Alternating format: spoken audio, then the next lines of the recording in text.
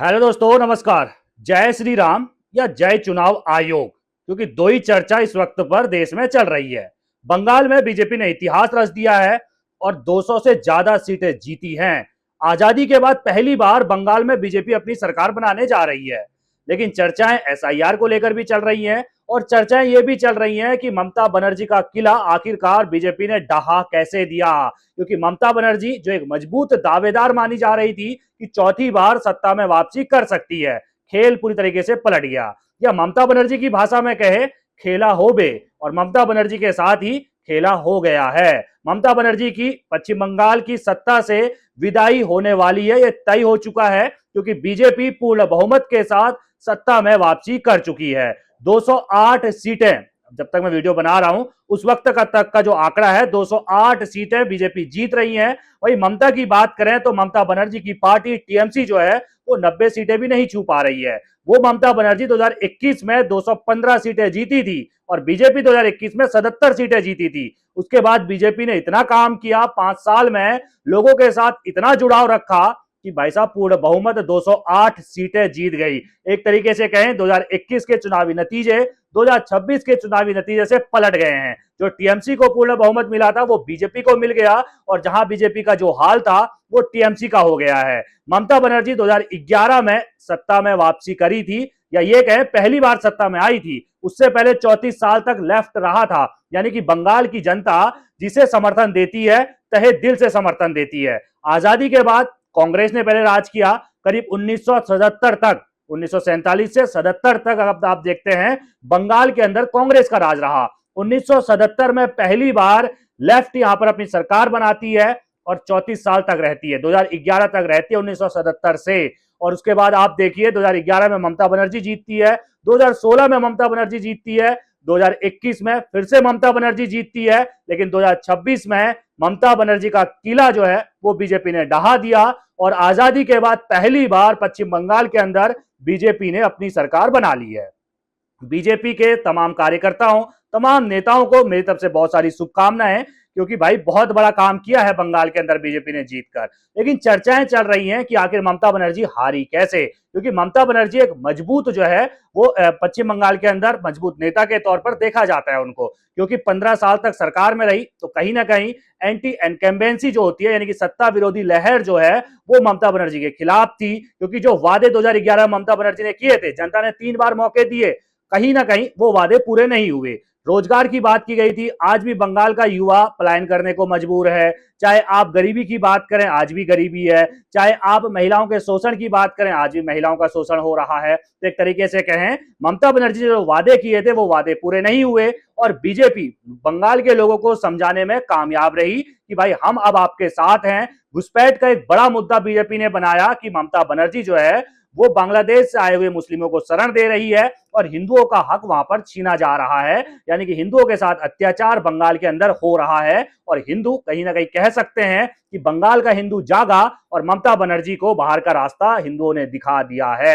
एक बहुत बड़ी जीत ये बंगाल के अंदर बीजेपी की है, 200 से ज्यादा सीटें जीतना। वो बीजेपी जो 2011 में खाता नहीं खोली थी बंगाल के अंदर, 2011 के चुनाव में अगर आप देखते हैं तो बीजेपी जीरो थी। 2016 में 3 सीटें थी और 2021 में 77 सीटें और 2026 में 208 से ज्यादा सीटें जीत रही है।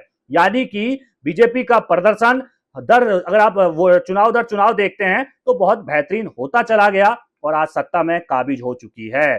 अगर ममता बनर्जी की हार के कारणों को ढूंढते हैं तो कई सारे कारण है। मतदाताओं ने, भाई देखो, मतदाता एक तो हिचकिचा रहे थे कि ममता बनर्जी को वोट दें तो फिर से वही जो भाई उन्होंने अपने वादे किए, सोनार बांग्ला का एक वादा था, एक नारा था सोनार बांग्ला जो बांग्लादेश से चुराया गया था। इसके अलावा जो दूसरा उनका वो माँ माटी मानुस वाला जो नारा था वो भी बांग्लादेश से जो है चुराया गया था।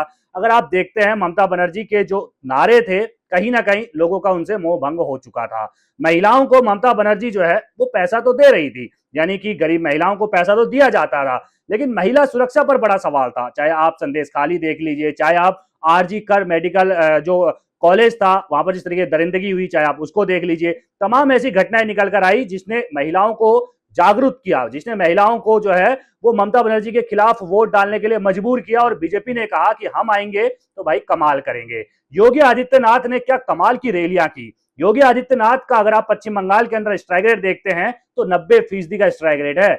20 रैलियां रोड शो जो है बंगाल के अंदर योगी आदित्यनाथ ने की। इन 20 रैलियों में से जहां जहां योगी गए उसमें से 18 सीटें बीजेपी जीती है, यानी कि 90% का स्ट्राइक रेट योगी आदित्यनाथ का रहा है। कुल मिलाकर योगी आदित्यनाथ स्टार प्रचारक हैं और जिस तरीके से उन्होंने भाषण दिए, बिल्कुल खुल्लम खुल्ला उन्होंने कहा कि भाई साहब कटमुल्लापन यहां नहीं चलेगा और यूपी का जो बुलडोजर है वो यहां भी चलेगा। और इसके अलावा टीएमसी के गुंडे अब पंचर लगाते हुए नजर आएंगे। ममता बनर्जी पर सीधे आरोप लगाया कि भाई साहब बांग्लादेश आए हुए मुस्लिमों को शरण दे रही है। घुसपैठियों का मुद्दा उन्होंने उठाया और हिंदू वास्तव में जागा, और जब हिंदू जागा तो ममता बनर्जी को टाटा बाय बाय कह दिया है। अमित शाह का चाहे बयान देख लीजिए, चाहे हिमंत बिस्वा शर्मा का देख लीजिए, प्रधानमंत्री मोदी का वो झालमुड़ी वाला वीडियो बड़ा वायरल हुआ था कि प्रधानमंत्री नरेंद्र मोदी ने जब झालमुड़ी खाई थी और जिस विधानसभा में झालमुड़ी खाई थी वहां पर 8,000 से ज्यादा वोटों से बीजेपी जीती है। और झालमुड़ी खाने के बाद ममता बनर्जी का बयान आया था। फिर प्रधानमंत्री मोदी रैली पे जाते हैं और फिर कहते हैं कि भाई साहब झालमुड़ी मैंने खाई थी, मिर्ची जो है टीएमसी के नेताओं को लगी, यानी कि ममता बनर्जी को लगी। वास्तव में मिर्ची लगी होगी जब इतनी बड़ी हार हुई होगी। एक मुद्दा यहां पर एसआईआर का भी है। एसआईआर का मुद्दे ने भी टीएमसी को हराया है, क्योंकि एसआईआर का विरोध टीएमसी को भारी पड़ा। अगर देखा जाए हिंदू जागृत हुए, मैं जिस तरीके से कह रहा हूं कि हिंदू जागा है, तो कहीं ना कहीं टीएमसी ने विरोध किया एसआईआर का, यानी कि फर्जी वोटरों का विरोध किया। और फर्जी वोटर कौन है? फर्जी वोटर वो हैं जो दूसरे देशों से भाग कर आए, छिप कर आए और अब वो यहाँ रहने लग गए। उन्होंने जो है अपना फर्जी पहचान पत्र और फर्जी जो है तमाम दस्तावेज बना लिए हैं। तो सीधे तौर पर जब ममता बनर्जी उनका बचाव कर रही थी तो हिंदुओं ने सोचा कि वास्तव में बात तो हकीकत है कि जब बाहरी लोग आकर उनका बचाव एक सरकार कर रही है तो ये सरकार नहीं चलेगी। एसआईआर का विरोध भी कहीं ना कहीं ममता बनर्जी को भारी पड़ा और यही वजह है कि ममता बनर्जी अब बंगाल की सत्ता से जा चुकी है। अब सवाल यहां पर यह भी है, क्या बीजेपी ने चुनाव आयोग को हथियार बनाया? एसआईआर कराया गया और करीब 90 लाख से ज्यादा वोट काटे गए। ये आंकड़े तमाम सोशल मीडिया में, तमाम जो है न्यूज चैनल्स में चल रहे हैं कि 90 लाख से ज्यादा वोटर काटे गए। तो क्या बीजेपी का ये प्लान था कि भाई जो ममता बनर्जी के वोटर हैं उनको एसआईआर के माध्यम से चुनाव आयोग को मोहरा बनाकर उन मतदाताओं को हटा दिया जाए ताकि ममता बनर्जी हार जाए?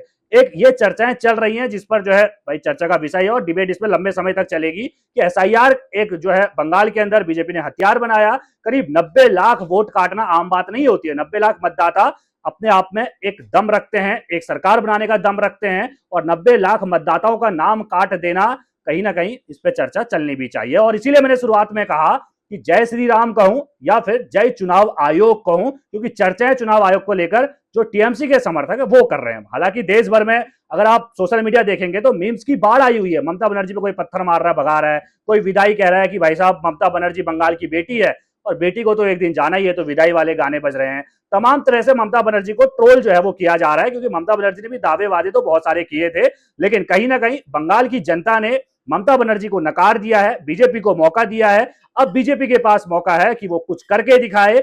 और भाई बंगाल वैसे अगर मौका देता है तो किसी को लंबे साल तक के लिए देता है, लंबे समय तक के लिए देता है। जैसा मैंने शुरुआत में आपको बताया था कि शुरुआत में कांग्रेस रही लंबे समय, 34 साल फिर वाम दल रही, 15 साल फिर ममता बनर्जी रही, आजादी के बाद 3 ही दल रहे हैं। अब चौथा दल बीजेपी की एंट्री यहां पर हो चुकी है।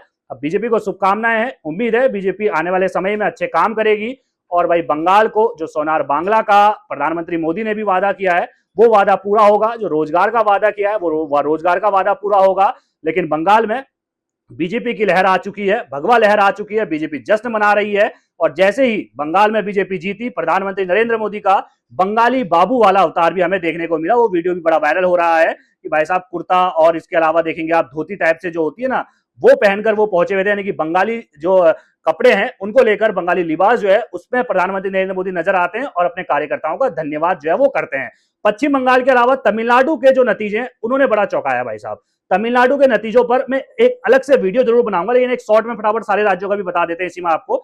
तमिलनाडु की बात करें तो डीएमके और एआईएडीएमके का सुपड़ा साफ हो चुका है। कहीं ना कहीं ये दो पार्टियां ऐसी थी जो तमिलनाडु में हमेशा राज किया करती थी, लेकिन अभिनेता से नेता बने थलापति विजय पहली बार चुनाव में उतरते हैं और पहली बार दोनों का सुपड़ा साफ कर देते हैं। और तमिलनाडु में नई पार्टी थलापति विजय की टीवी से जो है वो अब सत्ता में आ चुकी है। कुल मिलाकर देखा जाए तो तमिलनाडु ने बहुत बड़ा दाव चला है और थलापति विजय को जो है वो अब सत्ता की कमान सौंपने जा रहे हैं और सबसे आगे वो चल रहे हैं। इसके अलावा असम की बात करें तो बीजेपी ने हैट्रिक लगाई है। हिमंता बिस्वा शर्मा ने एक बार फिर से जो है वो यहाँ पर जीत दर्ज की है, यानी कि कांग्रेस यहाँ फिर से और ज्यादा गड्ढे में चली गई है। कांग्रेस मात्र देखा जाए तो 18 से 19 सीटें यहाँ पर जीत पा रही है। और एनडीए की बात करें तो पूर्ण बहुमत, और बीजेपी अकेले ही पूर्ण बहुमत जो है वो असम के अंदर लाती हुई नजर आ रही है। इसके अलावा केरल की बात करें तो केरल में कांग्रेस के लिए खुशखबरी है। यहाँ पर यूडीएफ जो है गठबंधन, जिसमें कांग्रेस मुखिया है, वो यहाँ पर जीती और लेफ्ट का किला ढहा दिया है, यानी कि अब पूरे देश से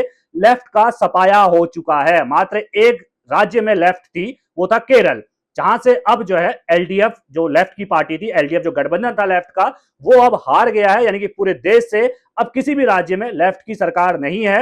यहां पर 10 साल के बाद केरल के अंदर कांग्रेस ने वापसी की है, यानी कि यूडीएफ ने वापसी की है।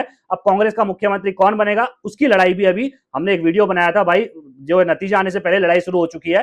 3 मुख्यमंत्री के दावेदार हैं, लेकिन कांग्रेस के लिए केरल से खुशखबरी आई। मात्र एक राज्य है केरल, जहां से कांग्रेस को खुशखबरी आई है। 10 साल के बाद कांग्रेस जो है वो सत्ता में केरल के अंदर आई है। पुडुचेरी की बात करें, केंद्र शासित प्रदेश पुडुचेरी, क्योंकि 5 राज्यों में वोटिंग हुई थी, 5 राज्यों के नतीजे आ चुके हैं। हमने आपको जो है पश्चिम बंगाल बताया आपको कि वहां पर बीजेपी की लहर, हमने असम आपको बताया कि यहां पर सीधे तौर पर बीजेपी ने फिर से वापसी की है, हैट्रिक लगाई है। इसके अलावा तमिलनाडु हमने आपको बताया, थलापति विजय ने यहाँ पर कमाल करके दिखाया है।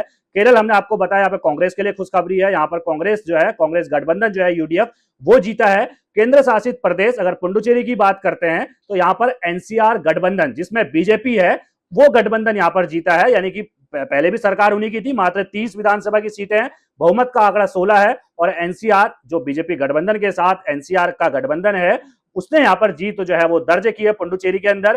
कांग्रेस को यहाँ पर हार का सामना करना पड़ा है। और इसके अलावा अगर आप देखते हैं टीवी के, वो यहाँ पर जो है कमाल करती हुई नजर आई, यानी कि थलापति विजय की पार्टी ने पुडुचेरी में भी 3 सीटें जीतने में कामयाबी हासिल की है। तो ये रहे 5 राज्यों के नतीजे, मैंने आपको बता दिया। लेकिन पश्चिम बंगाल पर सबकी नजरें हैं। आपको क्या लगता है, पश्चिम बंगाल में अब भाई भगवा लहरा गया है, टीएमसी के गुंडों का अब आतंक खत्म होने वाला है, जो बीजेपी कहती थी। मैं नहीं कहता भाई टीएमसी के गुंडे हैं।